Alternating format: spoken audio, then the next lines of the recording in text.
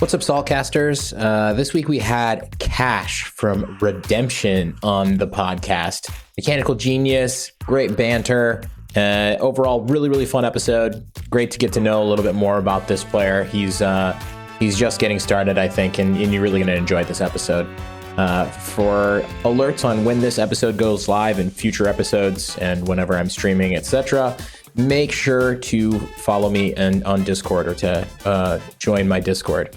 Discord.gg/Smellsworth. Discord.gg/Smellsworth. Discord.gg/Smellsworth. See you there, folks. All right. Kash, welcome to the podcast, my man. What are you salty about? I'm not salty about anything right now. I'm having a good time. What an answer. Wow. That's a solid answer compared to what we normally hear. The thing is, like, sometimes people say that, and I'm like, rubbish. I don't believe that for a second. But you sound really confident, actually. I feel like you might be telling the truth, if I had to guess, which is awesome. Yeah, like, congrats. That's the best way to be. Oh, definitely. I'm in the peak of my career right now, so I can't really be mad about it. What have you been salty about in the past, perhaps, if we're going to go down a more negative route? Maybe the way I went off with Notorious Legion. I'm a little bit salty about that one. As in, like, the way that you left the team? Yeah, or the way that I left the team. That wasn't okay. really wasn't the best way to leave a team, definitely. That was the only thing I'd be salty about, Well, I think. I am this. Don't know how to say this, but I have no idea how you did it. So I'm gonna have to ask you to explain. Well, obviously we had a really good RLRS season. We ended fourth, and we had a really good TEI season. And then I didn't think with my brain, and I just took any tryout that flew at me, really. Mm. And I think if I look back at it now, some of the tryouts that I took, I definitely shouldn't have taken, and I should have just stuck with NLE. Okay. So NLE at the time, in case anybody's wondering, was you, Taz, and Matane. Yeah. The rival series team, you did really well, and then also, like you said, the TEI team that really popped off. I think that tournament was mid RLRS season, so that's what really got, or maybe it was like early, I think, RLRS season, so it got everybody's attention. Yeah, you guys were popping off in there. You especially, like, I think that was your first big, like, oh yeah, I can absolutely destroy top tier pros kind of tournament. And so was it just kind of like an experience, would you say, that you were just like so excited, you're like, oh my goodness, I got all these opportunities, I better take them, and I think you didn't realize what you had? Yeah. I think so, yeah, especially with just also 2 months before that, just moving to PC as well. I think there was a lot of motivation, and I just wanted to be at the top or be around the top. So I think that's what kind of made me perform even better when it came to it, because of how badly I wanted to be there and perform as much as the other players. Right. That makes sense. It was PS4 before then, right? Yeah, PS4, yeah. I was on PS4 for quite a while. Who did you play with on PS4? Did you play with any other, like, current pros / really high level Steam players? Dead Monster and SMUG. That was my team on Notorious Legion as well, actually. That was my last team before I moved to PC. And I think I got picked up by Taz and Matane just after the Madrid LAN was done, I think. And that was just about when I was going to move to PC. So that was probably my last official team before I moved to PC. Why did they pick you up? Where did they know you from? Because I know Taz and Matane, they go way back, like to the early year with who was the third on their team? Taz, Matane, and Impact, of course. Yeah. And then so they go way back. Taz and Matane have always been like a duo. Where did who reached out to you, or did you? I've known Taz for a long time, since PS4 actually, and I used to play a lot of 6-mans with him. Me and Taz were quite close, and I knew they were making a change, and I thought, well, I might as well just shoot my shot. Anything can happen. So shooter's got to shoot. Exactly, shooter's got to shoot. So I messaged Taz and asked him for a tryout, and fortunately, I see. They gave me the chance. Nice. That's cool. Yeah. I love that team, because I was casting one of their games, Taz, Matane, Impact, and they had the craziest sweep of Ghosts, I think it was, like huge underdog story, making day 3 of a DreamHack. So I was a big fan of them. Yeah. And I heard that they'd picked up this Kash guy. Didn't know a lot about you, because you just came out of nowhere, really. Like you said, definitely. PS4. Then 2 months into Steam, you're already popping off. But like, how much of an advantage, how much of a difference is it? We've asked a few other people this, but I want to know your take on it. Like, PC is a complete difference. Even just when I was still on a huge TV when I moved to PC, the difference is just absolutely insane. What, you're on playing on a TV wow. monitor? Oh yeah, I think I moved to PC a week before Christmas, and I was getting a monitor for Christmas. So I was just like, oh, I just need to move to PC now, and I just played on the TV, and I was just like, wow, what a difference! Even just looking at it from on the TV is just a complete difference. Yeah, because you don't get the input lag, but you'd still get really low refresh rate on the monitor on the TV, obviously. So then you're getting another upgrade. Well, a lot of TVs have input lag monitor. if you don't have a game mode on there. A lot of TVs have pretty bad input lag, actually. Oh, really? Yeah. Even if it's a PC connection? Wow. Yeah. A lot of them can My. still be pretty bad. Interesting. Are you on 144 now? I am on 145. Did you go from TV to 144? Yeah, I did. Yeah. Oh man, that is wow. That had to have been wild. Also, I kind of wish just for your sake that you would have gone to 60 for a little bit and then 144, because like there's a really nice difference between 60 PS4 and 60 on a PC for sure. Still, there's a big difference. But then when you go to 144, it's like your life has changed. Oh yeah, 100%. Have you tried 250 at all? I haven't. I am gonna get one hopefully soon though. If I get signed by an org. 250. When I played on a 250 hertz monitor, it wasn't even like my setup or anything, but I was like, it feels like time is moving more slowly around me. Yeah. Like it's so smooth. It was starting to distort my reality. I was like, okay, this is too dangerous. I'm not going to go there yet. So I'm still 144. Yeah, it's pretty nice. I have 240. I have the Zowie BenQ or whatever 24. Yeah. What I actually like, I like the 24.5 inch. I like the actual screen size better than the 27 inch because like you can just track it better. You can see everything a little bit better. So I think it's actually the perfect size, to be honest. But yeah, I don't know. I don't notice I guess if I were to go back to 144, I probably would notice a difference. Yeah, it's when you go back that you really notice. Like when you accidentally turn your monitor on to 60 hertz, you're just like, "What is going on here? Like this, I can't even look at this. My eyes are in pain." Yeah, it's crazy. Like you turn on and off ball cam, you're just like, I can see the frames. Like what? Yeah, that's disgusting. I don't want to see frames. It's mad, but yeah, if anybody wants like just a instant rank upgrade in Rocket League, just go from 60 hertz to 144 or PS4 to PC. You know, if you've got the money and you want to like spend it on something that's going to boost your Rocket League rank, that's how you do it. You don't get coaching, you don't get like you don't get replay review. You just buy a PC with a good monitor, and suddenly you're a better Rocket League player. But even at pro level, it still works. What was your like game history before Rocket League on PS4 though, Kash? Like, was that like the first like big game that you really got stuck into? Yeah, definitely. I think I was into Call of Duty, but I think most people that played on console were into Call of Duty. Yeah, I think the first game that definitely made me want to like be competitive was 100% Rocket League. I think is that just because you were rubbish at other games? Like I don't think it was rubbish. I think like football as well. I was quite a big fan of football, and I just stopped playing football as I started getting into Rocket League, and then I slowly started to like get better and better over time, and I was like, oh wow, I could actually maybe get good enough at this game to compete one day. Interesting.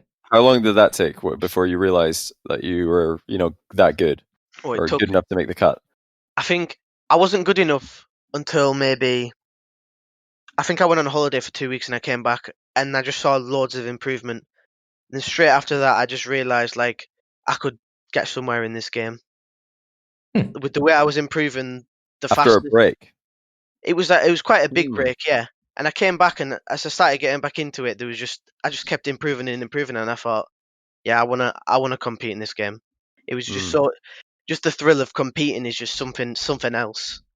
I feel like Rocket League is a game you can come back to even after like pretty long breaks. Like sometimes I'll not play ranked for like weeks, month, and I'm not like a pro player or anything. Yeah. But I realize when I come back, I'm like, I feel like I'm just kind of the same actually. Like, even though it's been a long time since I played, but other games that I've played to a high level, if I take like a couple of weeks off, I go back and I'm complete garbage. Like I can't do anything.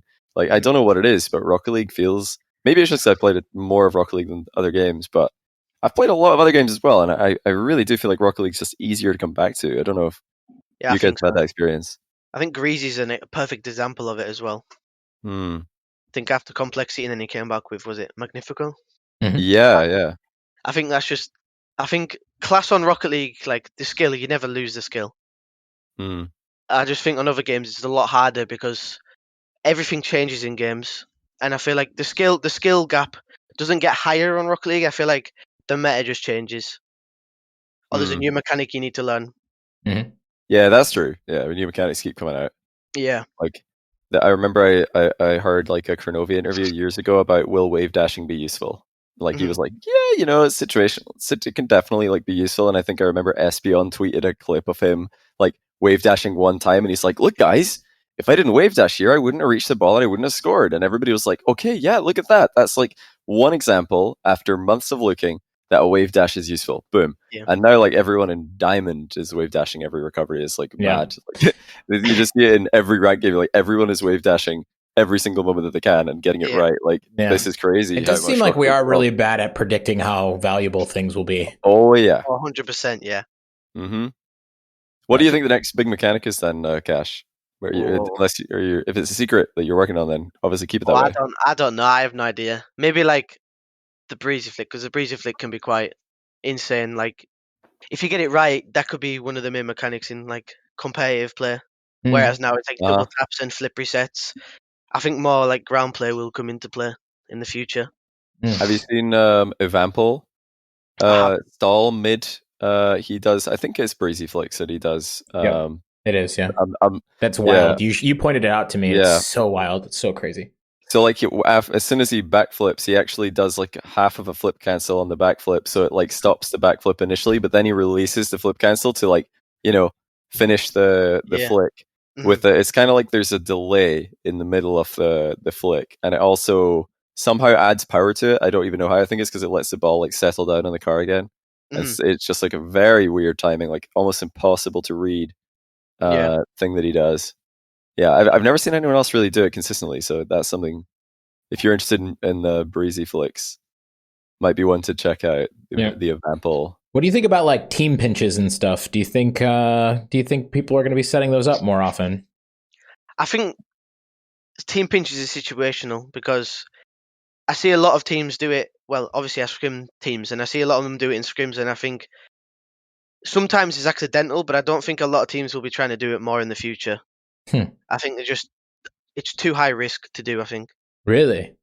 Yeah, because obviously you're committing 2 plays to the ball, and if you don't get the pinch, then anything can happen with the ball. Like, if someone's falling up right, it could end in a goal. Thinking out loud here, I wonder if there's a kickoff setup where you like diagonal kickoff, you let the ball go into the back corner, and you both go to the same corner or something for a pinch, like a control. One player controls, and then you're pinching right off the back. That would be interesting. That would be like the most all-in move. If a team pulled that off, oh my goodness! Like, well, it's easy to if it gets botched. If it gets botched, you're on say like you're like close to the back guy is close to the goal, can like turn and cover the goal quickly and easily. If it's like the setup isn't there, because sometimes just the setup isn't there. But it seems like I don't know. I see more and more people just automatically go for pinches and like say ranked or other competitions. They're just more aware of it as like an option. And so maybe it is situational, but I think the situation arises quite often or could quite often. And I'm actually sort of surprised that teams haven't done more purposeful like calling of fakes and stuff as well. Yeah. Like, fake aerials are definitely unexplored because aerials is like something everybody's really proud of. It's like, yeah, I don't miss aerials. My aerial game's insane. People are very happy to say, oh, I'm trash at dribbling. I'm so bad at 50-50s. And oh man, my kickoffs are garbage. But aerials, no one will admit that their aerial game is like a weak point in competitive because it's like it's the flashy aspect of the game and everybody wants to be good at it. But like sometimes when you jump up for an aerial, even doesn't matter how good you are, you just realize, yeah, this aerial's going to be pretty trash, actually. So, especially happens to me all the time. I jump up for an aerial like, oh no, I'm literally just giving them the ball here. So it's better if I just miss and let it bounce and my teammate can slam it. But like, I'll never see pros do it because they're like, no, I will not miss. I'm not gonna miss an aerial. That's embarrassing. It's 2021 now. We can't be missing aerials out here. I mean, Kash, I never see you miss an aerial. Have you ever thought about it? Like, faking an aerial? I think it depends. I think it depends on the situation. Obviously, I'm saying a lot of things situational, but like if it's the right space, if it's the right time, then obviously I think the better option would be faking it. But I never really do aerial fakes. The best fakes I would say would be like when the ball's bouncing off the backboard and the first guy on the ball should just fake it to give the guy following the free shot. Okay. This is what I mean. There's probably a lot of situations where you could just ahead of time call it. There's a lot. I think teams call it when somebody's messing up. Like it's an audible. It's like an audible, but I think ahead of time you could probably. And if you call it ahead of time, I think the other advantage to that is that the first person that's going is like focusing on recovery. So they've sold the fake, and now they're focusing on recovery as opposed to like, oh, I'm missing or whatever. It's like, I don't know. It's just a bit different. It seems like it could make the difference. Anyway, that's interesting. So, so this is your first game that you've taken seriously.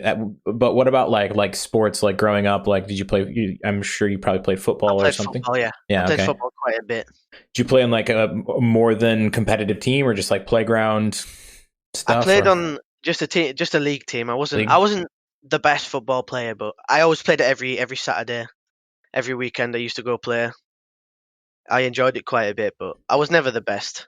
So who did you like admire in like esports or whatever? Like what put the idea in your head that like, oh, I could just like go compete in this? Or was it more like I could be very good at this and you started playing in tournaments and then you slowly kind of like leveled up in your thinking like, oh, actually I could maybe go pro? Or right away were you thinking, oh, I could actually compete at a pro level in this?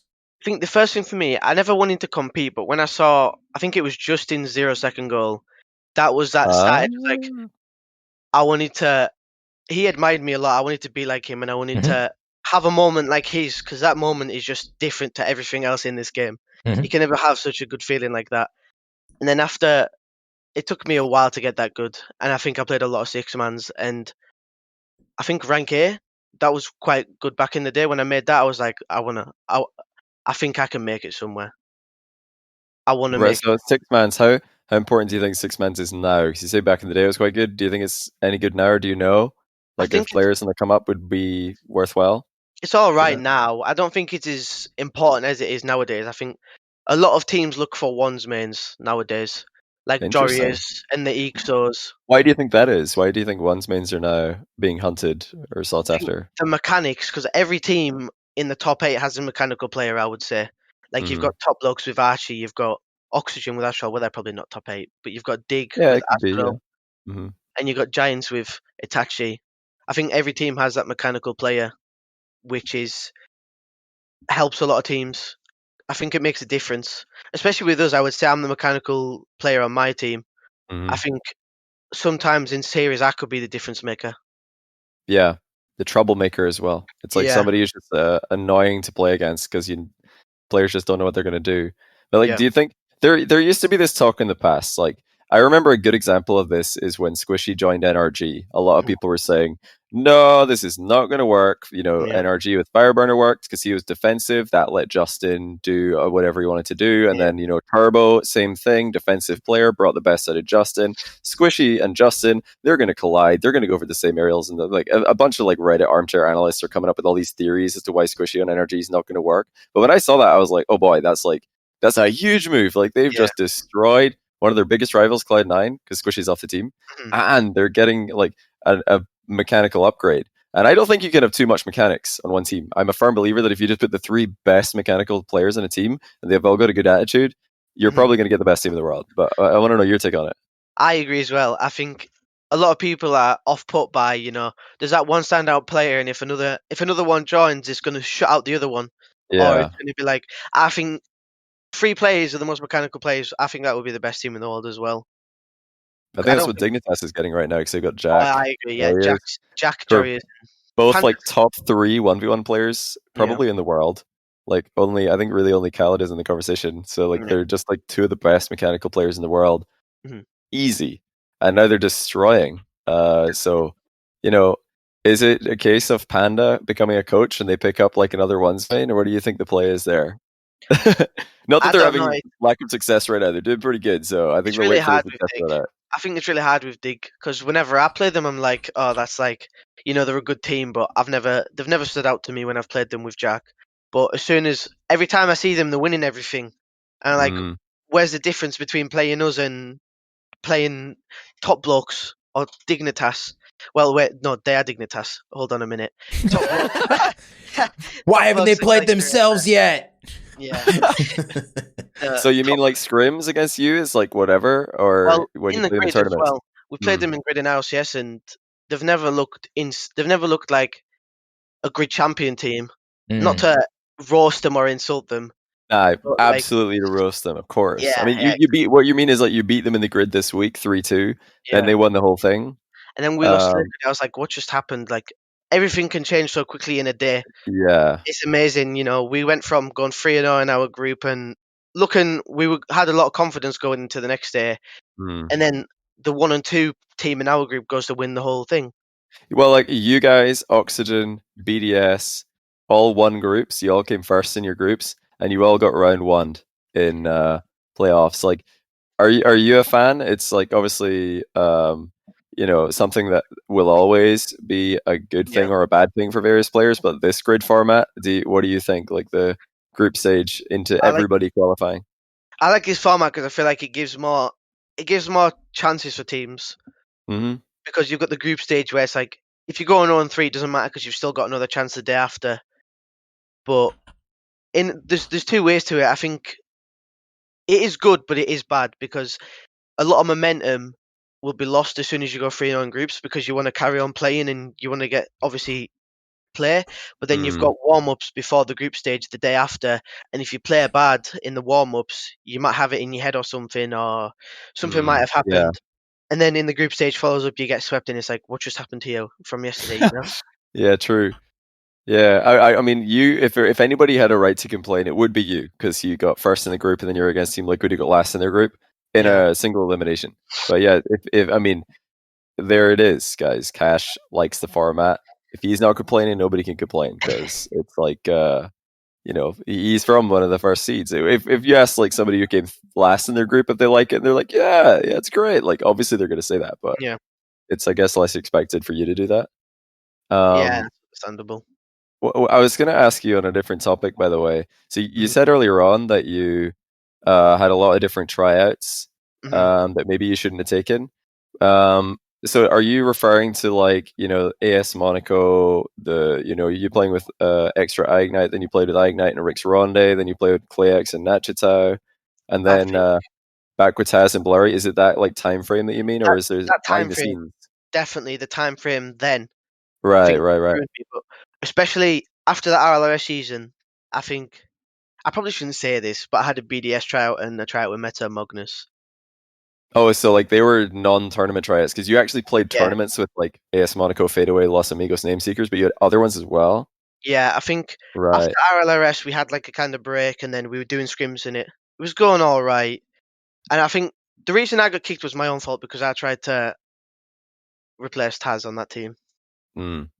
which was after our RLRS finish. It probably wasn't the best thing to do, and then we had a break. We came back to scrims, and then before Spring Series, they told me they were going to try new things. Well, they told me that it was the best decision for both parties to try new things.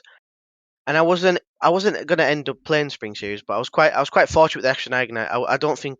I think even at a different time I would have definitely played with Extra Ignite, but the Mm. likes of Clerks and Nachitao and then Taz and Blurry, I think that was where my career started going on a bit of a low. Mm-hmm. Because I didn't realize you need to stay in the team. I kept team hopping when we were getting bad results. So you're like bad result, leave team. I mean, it's not something that hasn't worked for anyone in the past. I mean, Pasha used to do this. He would like lose a tournament and change team, and then he had some crazy good results and a really successful career. K-Dop as well. Every season of RLCS that he didn't win, he changed team. Every season up until season 8. That's the first season. I guess he didn't change team, but they changed a player that year because they lost in the season 8 with Scrub. They changed a player, so. Literally every single season that K-Dop didn't win RLCS made a roster change, and every season that he did win, he kept the same roster. So it works for the most successful player of all time, prize money wise, at least. So Yeah, are you thinking for the players on the come up, it's better to just find players that you like playing with and definitely. trying to prove together? Yeah, definitely. And players you can be good friends with, because I feel like in a team you should also be good friends with your teammates, because that'll also make I'd say the chemistry and when mistakes happen, there's a lot less arguing. Maybe for us anyway, for my team with Mike Bot and Uslan, we don't argue as much because we're such good friends outside of Rocket League, and we play other games with each other. But I think definitely players on the come up should stick with the teams, because I feel like Growley's a really good player. I think he's good at ones. I think he could have been make a main event and all these things, but he hasn't been sticking with teams, which has left him in the situation he's in. And I think this is what the bubble players struggle to see, because like Minx came out of nowhere and they surprised everyone. I think with making the main events they did and making the grid close qualifiers. I think, and I think they improved a lot together as a team, and other bubble players should look at them as an example and copy them. Minx, Matt's Gray, Mads, and Kieran. Kieran? I'm not sure Kieran, how Kieran, spelled Kirn for anybody wondering why I'm so confused. It isn't that I don't know the name Kieran. But that's like, so like individually, not players who are like, wow, this guy's the next big thing, but they stick together and they get really good results consistently. Yeah. So what about your current team then with Mike Boy and Ussel, and how did this happen? How last minute was it? Because it seemed pretty last minute. I think this was like 2 days before the sign-ups. Mike Boy Wolves were trying out Mike Boy, and I previously said I didn't want to play with Wolves, and Mike Boy I spoke to Mike Boy previously, and I think it was with Rise we tried out with, and it didn't go well. And I spoke to Mike Boy and I said, look, if Wolves don't want you, do you just want to just pick up a third for the split and just see how we do? Because me and Mike Boy before we teamed had really good chemistry just in 6 months, and I thought, well, I'll ask him and just see what happens. And then I think it was 3 or 4 days before, actually, it was he didn't get the Wolves spot, and then we just heard about Fadeaway replacing Ocelon. And I think we had a day of scrims with Ocelon and Rise, and we were like, yeah, we're just going to have to pick someone. So we picked Ocelon, and I think we were quite fortunate, even though our Regional 1 went bad, I think we were quite fortunate with the grid close qualifier result and the last regional result, considering how last second team we were. I think our coach helped us a lot, but we did pick him up after Regional 1, but I think our experience helped us a lot more to work better as a team, even though it was last second. And I think, it was a surprise for me, definitely, how well we've done this split so far. And I don't think anybody expected us to do as good as we did. So, Mike Boy, he's, what's his, what does he bring to the team? What's it like playing with Mike Boy in particular? Mike Boy is really funny. He has a lot of hype as well as me.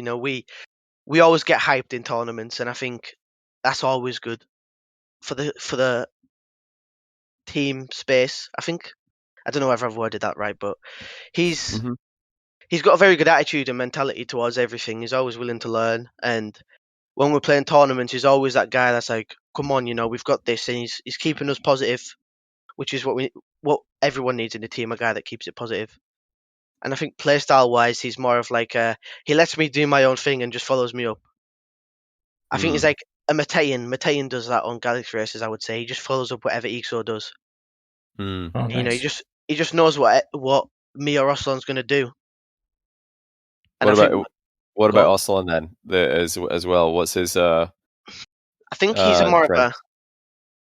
more of a defensive player. Well, at least for us, he wasn't on fadeaway, as you know. On fadeaway, he was very aggressive. I think for us, he definitely strengthens the defense, because me and Mike Boy struggle a little bit on defense, but he just sits back and lets us do our own thing as well. He just lets Mike Boy follow us. He just lets us do whatever, and then he's got the dribbles from his ones, obviously, and his dribbles are like, when he's got the ball, when he's dribbling, he's going to take at least one player out of the game. I think that helps us a lot as well with his experience of ones. I mean, obviously, I'm a big fan that ones is finally getting the recognition. Been trying to, bring that up at every opportunity since like 5 years ago. But it took a long time. Oh, really, Johnny? What have you done for the one scene? Name one thing. I'm not trying to take credit. It's just, I've I've always been a fan of ones players, and it's good to see them getting success. But like, how about for yourself, Kash? Do you play a lot of ones? Do you like try to improve it that as well? I used to on PS4. I played a lot of ones. I think when Monkey Moon was on PS4, I was quite close to Monkey Mooning ones. But then when I started getting better at threes, I was like, oh, I can't. My headspace, I was like, I can't deal with ones anymore. I'm gonna get too mad at it. I can't take it anymore. But I did used to play a lot of ones because as much as now I would say ones doesn't improve, yeah, it definitely does. I think mechanically anyway, and your positioning and decision making, it helps so much. And I'd advise anyone that wants to get better to play ones. And anyone who wants to learn how to take responsibility for their own mistakes, another good game mode for them, I guess. Yeah, definitely.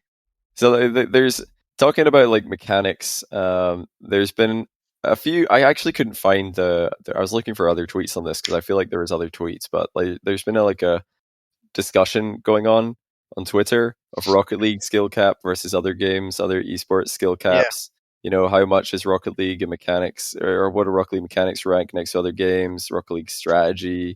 What do you know? Have you seen these tweets? I've got one here from Darby. I've seen a few of them. Darby tweets out, StarCraft 2 does not have a higher skill cap than Rocket League. I felt like I had to reply saying, I don't know, I can imagine someone playing a perfect Rocket League game, but perfect StarCraft is completely impossible. Yeah. So, it's just my opinion there. What do you reckon about like this whole topic, Rocket League skill cap versus other games? You got any other games you think are just like the most skill-based game or the most mechanical game? I'm sure you got some thoughts on the topic. I don't really look at other games, but I think Rocket League definitely mechanically is the highest skill cap because anything can be found as a new mechanic in Rocket League. If you look at it ages ago, you would never think a ceiling shot would be a thing, or a flip reset, or a double tap, let's say, for example. Mm-hmm. I think mechanically, definitely Rocket League has the highest skill cap. The highest out of all games? Well, I don't really look at other games, so I shouldn't say the highest, but I would say the skill cap is definitely high. Oh yeah, for sure. I think it's high. I'll tell you the reason why I think StarCraft 2 has a higher skill cap. Yeah. Is because in Rocket League you're controlling one car, so it is possible to do everything right with that one car. But in StarCraft 2 you can be controlling up to 200 different units in different places, so your screen can only be in one place at a time, but you could have things going on in like dozens of different places on the screen.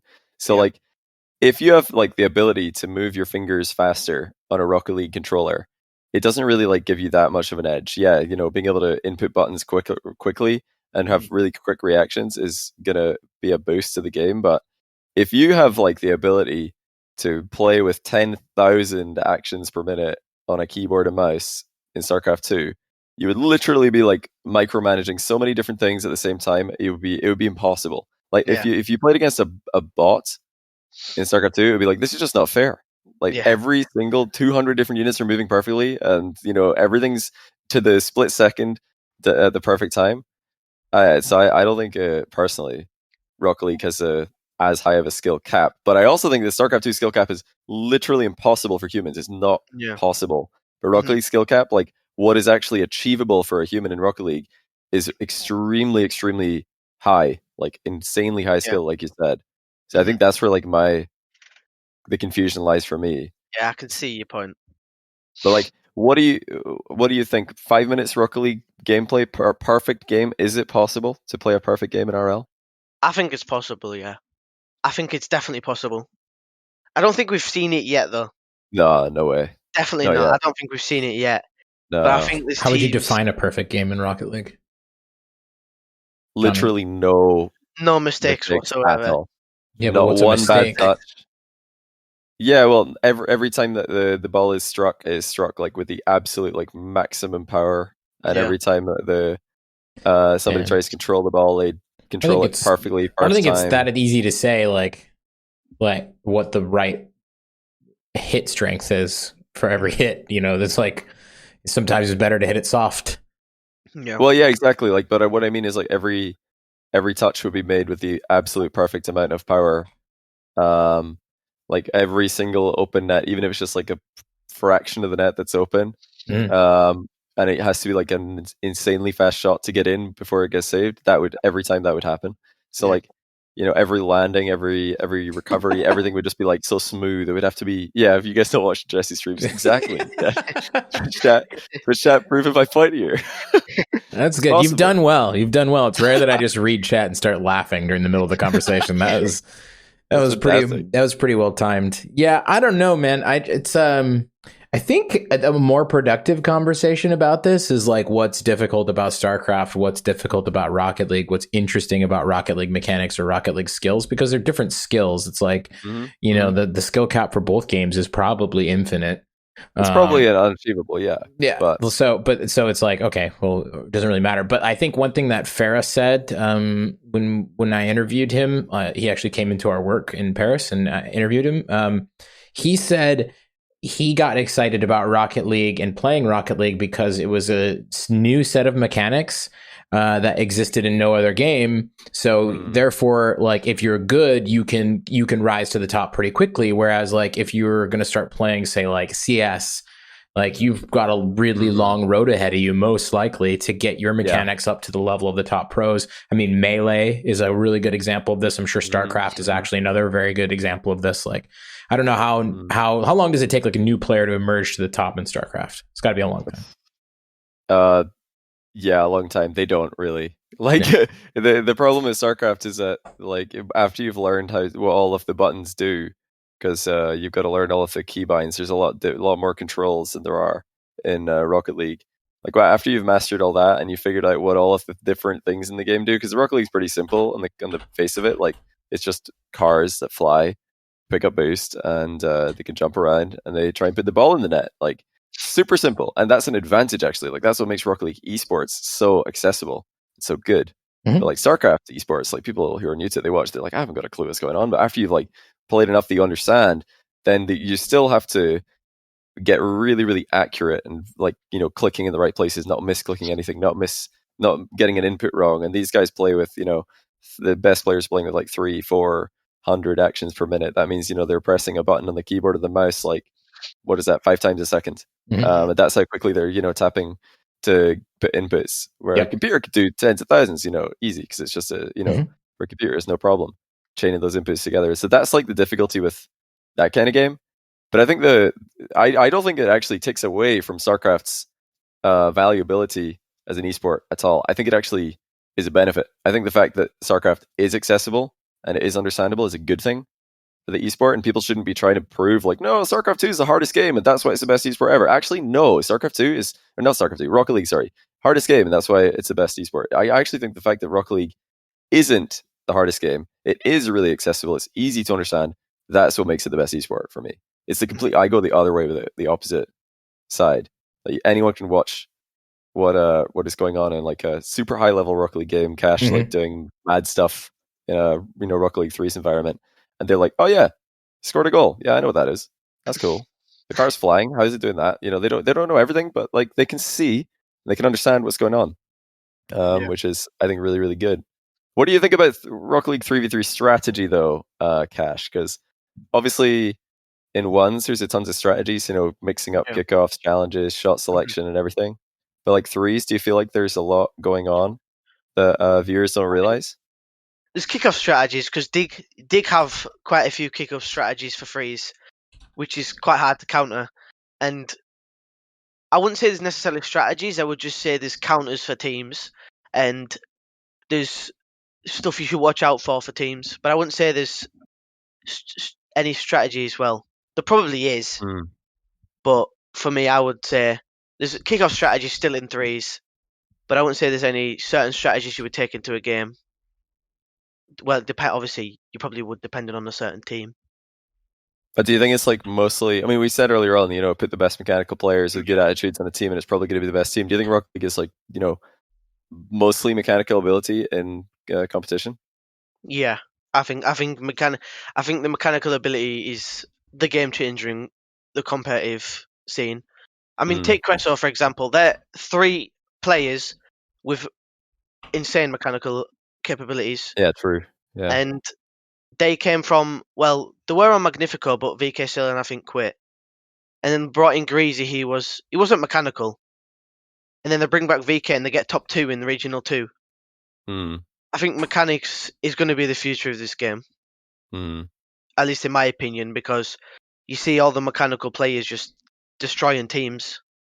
Yeah, I think RLCSX did this because before there was a lot of players just hanging on to like RLCS spots because of their name value, and they would try to, increase their own value by saying, oh yeah, it's a competitive experience, it's knowing how to rotate, that's what makes a good player. None of these ranked warriors that destroy me in ranked, they don't know how to play competitive. They did this in competitive, they lose, they're just ball chasing. So there was this idea going around that you need to spend months and months and months learning how to rotate in order to play well. But actually, just a bunch of teams with RLCSX just came out with a bunch of mechanical players and destroyed everybody. So it's been a complete change. Almost none of the top EU teams are still at the top. I think Vitality is the only one actually who was a top 6 EU team before RLCS Season X, and they're the only one who still are in the top 6. BDS came out of RLRS, top blokes. Say they were struggling before with Freaky. They got Archie in the team, Giants, RLRS team, Galaxy Racer, RLRS team, or RLRS players.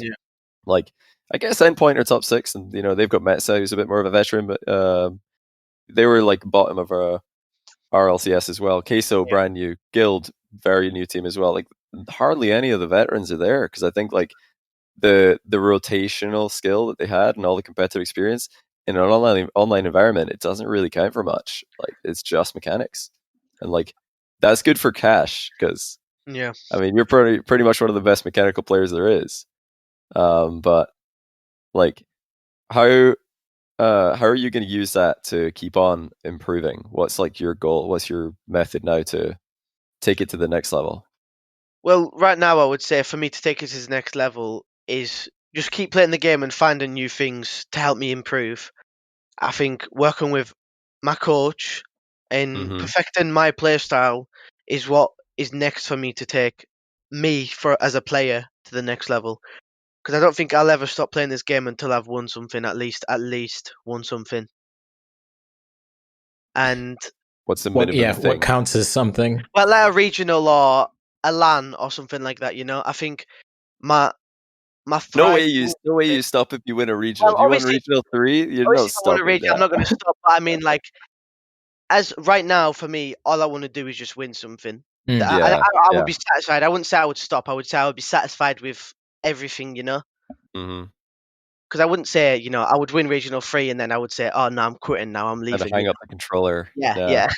No, I see what you mean. Obviously, it's just it sounds funny that you'd be like, right, job done, regional 3 in the bag. All right, it was good games, everybody. Good luck with your careers. Obviously, you're thinking, if that was the peak of your career, that would be okay, cool, we've achieved something. Is that what you mean? It's ESL monthly elite or nothing.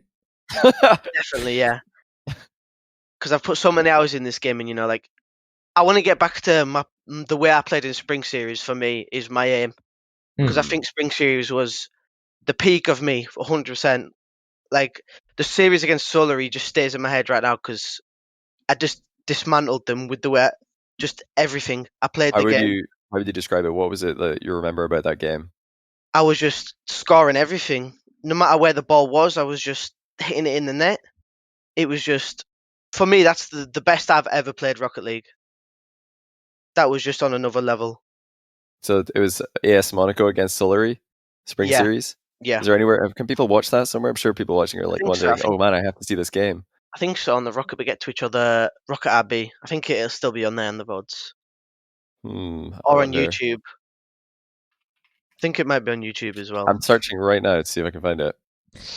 Toss that ting in the chat. I found it. Yeah, I found it. Nice. It's on YouTube. Okay, I'll put it in the Twitch chat.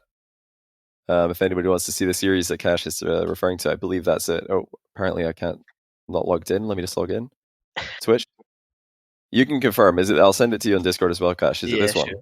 I'll double check. Let me click on it. It's not showing up in Discord. Yeah, it is. Yeah. Perfect. So yeah, I put it in the Twitch chat. If anybody wants to see the series, that's it right there. That's the one. I'm gonna watch it later for sure. Yeah, that series was definitely hands down the best I've ever played in any competition. I can't wait because I have not seen this. This is going to be good. Yeah. At least I don't think I've seen this. I wasn't casting, was I?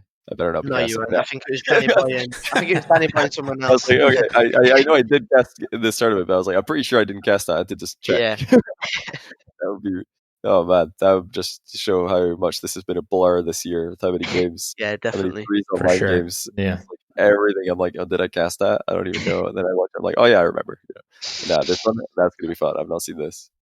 That's cool. Well, I think it's about time for our Widechamp round. What do you think, Johnny? Yes. Oh, I'm so ready for that one. Whew. Got some good new ones in here today. Yeah, we do have some new ones in here today. So, this is the Widechamp round, or aka Supersonic Legend. I don't know if you've ever heard Supersonic Legend called Widechamp, but that's why we call it Widechamp. Basically, we're just going to ask you a bunch of questions. You answer them. And then eventually we also play a little game called Team Demo Ranked. I don't know if you've ever seen this before, but it's good. It's good fun. It's good fun.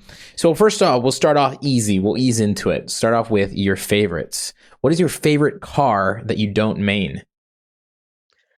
Octane. Okay. What do you consider your main, by the way? Dominus. Dominus. Okay. Yeah. The flop, one of the few calculated non-floppy Dominus mains out there. Interesting. Usually when I see a Dominus, I just see somebody flopping around and they have no idea what they're doing. But how can the other team know what they're doing if the Dominus doesn't even know what they're doing? So it works. But like actually, when Kash plays, I'm like, wait, he didn't just accidentally land a flip reset there. That looked like he meant to do that, or he deliberately pre-flip flicked the ball to the moon. Like it makes sense. Yeah. So he's one of a kind over here. What about your favorite decal? Space Station decal. Ooh. I don't know if that's OG decals are allowed, but Space Station decal. Sure, yeah, man, it's a decal. Yeah, it's a nice one. What about your favorite boost besides Alpha Boost? Black Standard. I like it. Favorite wheels? White Zombers. Nice. Favorite player? Justin. Wow. Okay, you had that locked and loaded. He seems like he's a clear favorite. Definitely, yeah. I've always watched him and just been admired by everything he does. All right. What's a hot take that you have that most other pros don't agree with? I don't think I have a hot take on anything really. Maybe just an opinion about Rocket League that you think most other pros don't agree with. Like a warm take. Yeah, lukewarm take. Could be a cold take. Cold take. I don't really know, to be honest. I don't really have any takes on anything. You haven't seen any like Virtuoso tweet that you're just like, well, that's just completely wrong. Like, come on, like you don't have anything that you've seen. No, I don't really read tweets, to be honest. Yeah. Let me have a look at some Virtuoso tweets. I think they get deleted unless they get enough traction. That's what Meta Norris told us. Okay, faking people and seeing their cards with the ball is the most satisfying feeling in Rocket League. I disagree with that. That's my take. That was easy. What's your take on it then? Instead of that, I think the best feeling in Rocket League for me is scoring a double tap or something mechanical. Something that just pays off, that you've been grinding to try and work out to do. Makes sense. Now we will play Team Demo Ranked. So the way that this works is we will give you a team name, and you'll say one player that you'd like to team with from that team, which is a big commitment, right? Like, this. Playing on a team, it's a commitment. Somebody you would demo from that team, and then the last player is somebody who you might want to play ranked with. So ranked is just like for fun. It's for funsies. It's low commitment, basically. And so, you just do one player for each of those from the team, and then we'll move on to the next team. Got it? Okay. Yep. Okay. We'll start off with Team Vitality. I would team with Alpha. Because I think he's insane as well. I think his mechanics and everything he does is just on another level. I would play ranked with Fairy Peak. And I would demo K-Dop. Ripped up. Yeah. R.I.P. Okay, what about BDS? I would team with Monkey Moon. Obviously, because he's the best player in the EU right now. I'll play ranked with Extra, because you couldn't demo Extra. You just couldn't. You just couldn't. And then I would demo Mark. Because you can't demo extra, but you can You demo can't Mark. demo, but you can't demo Mark. Yeah, you can. You can, yeah. Yeah. Why can you demo Mark but no extra? What's going Extra's on too there? nice, and he's just and on another level as well. I think if I was to choose one to demo out of them three, if I had to, I would just choose Mark. Hmm. I don't know why, but I just would. Okay, that's fair. What about top blokes? I would team with Archie. I'd play ranked with Cassio, and I'd demo Flame. That was easy. Yeah, that one was It's quite like easy. very, very, very easy here. Is it okay? This will be easy as well. How about NRG?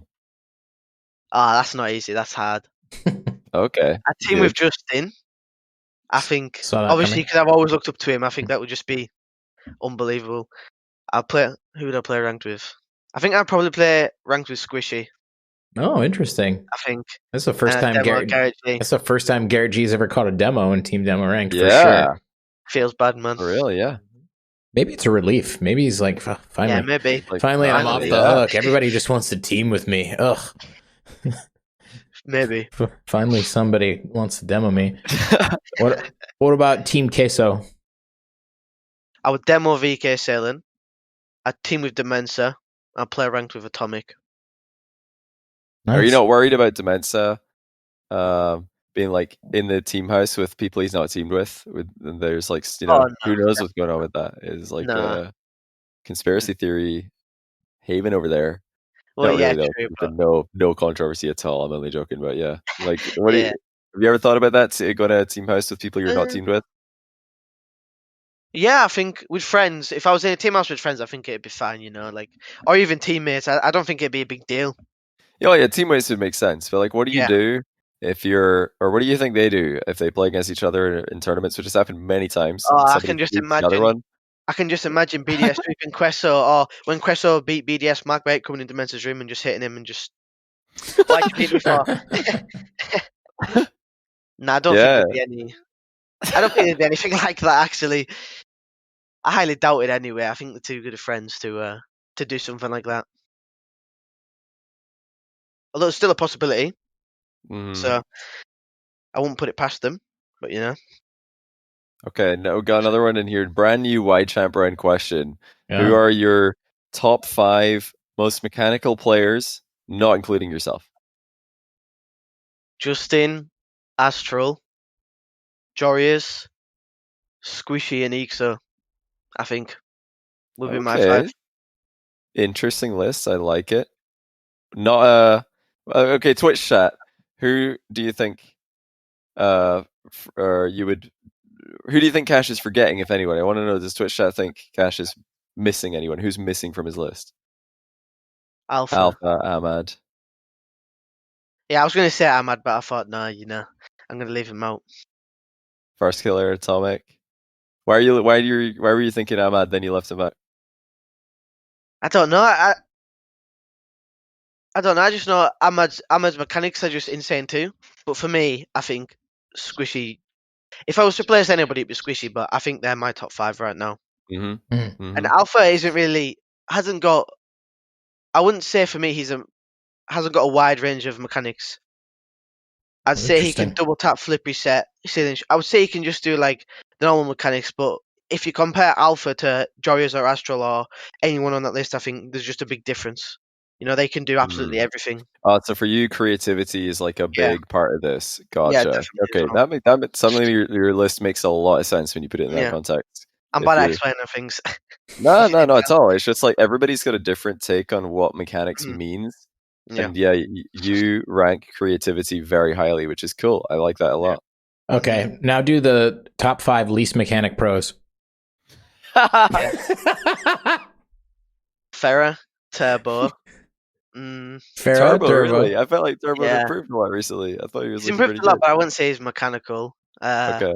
Metza, Magnus. Well, Magnus maybe isn't a pro now, but. Oh, I thought you were going to say Magnus, man. I thought you were going to be like, actually, Magnus has got a little bit of mechanics. You're just like, nah, Magnus isn't even a pro now. What? Magnus and Rick Ronde. Wow. You heard it here, folks. Okay, yeah, again, that was chat. Who did he forget? Who who else do we need to bash over the head? Oh man, chat takes here. Fairy Peak host. I think there was this guy on Reddit who was like, "Yeah, the Fairy Peak worth mechanics." Mike Boy throwing shots at the teammates. Forgot Ocelon. Wow. Oh my. Maybe turbo out Ocelon in actually. Ocelon in. Oh no.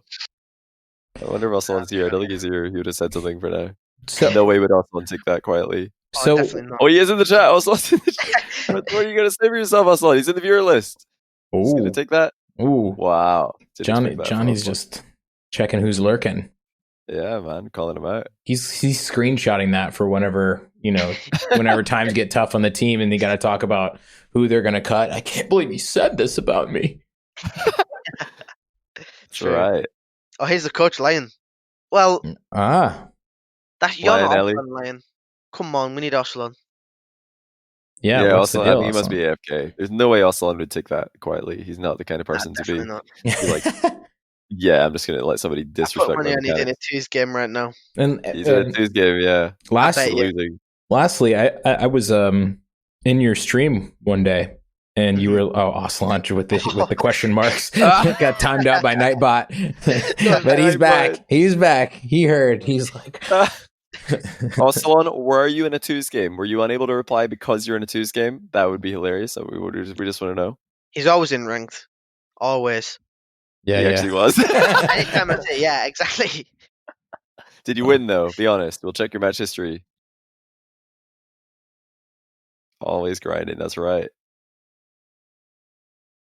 Kash, when I was in your stream the first time, you brought up SMUG. If you had to play in SMUG or you got to play in SMUG, who do you think you would try to take down? That's a tough one because I wouldn't want to go too cocky because I feel like I'd probably get smacked if I called out someone that was like insane. I would say someone like Dead Monster maybe. Okay. Dead Monster's kind of insane. He's kind of insane. He's like insane. He's like, but I've played him in ranked a couple of times, and it's like he has beat me on a few occasions, but I think I could take him. Interesting. Did we? Oh, by the way, we did reach the first sub goal. We did, yeah. This was a segue into that. I think I'll DM you one that I think might be a good one to reveal. Okay, sure. Matt, what do you think about this? I'll send it to you on Discord DMs. Yeah. We should. Okay, Twitch chat can try and guess, I guess. Who they think it'll be. I don't know if we can allow Kash to guess. He might be too knowledgeable in this topic. Yeah, I won't guess. I'm excluded. Yeah. So big thanks to everybody that subbed during the podcast here, and big thank you to Big Boy Vacanis who dropped a 4-bagger here to put us at 10. The way that this works is we tend to reveal players on this podcast as the as the subs get up to 10 and 20. And so now Smug 5 Lethamyr versus Mr. Beast. Yeah, Lethamyr tried that. I don't know. I didn't ever see a conclusion to that. Mr. Beast is like, send me a contract, and I think Lethamyr is just like, okay, I got what I wanted. I got a reply. I guess I can go away. So we've hit 10. We're gonna reveal one of the players from Smug 5, and so far none of you have guessed the player. So we got Turbo, a lot, Scrub, Turbo, Garrett. Man, I hate to kill the mystery, but Turbo Garrett is not happening. Not happening. No. Not happening. I tried my best to just like force it. As you all know, who is here. Okay, Kash is a good guess. Zamway, Rizzo, Turbo Scared. I'm not sure if it's. I don't think it's a Turbo thing. We're not gonna be bothered. We'll keep the details. Private for that. Maybe one day. Okay. Cool. Oh yeah, I would pay to see Scrub in Smug. Not gonna lie, says John Iku. I actually thought it was you at first that wrote that.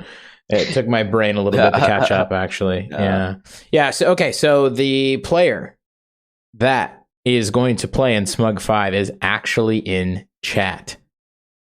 Mm-hmm. Derpifier nailed it. Ocelon. Yeah, Ocelon is going to be playing in SMUG 5.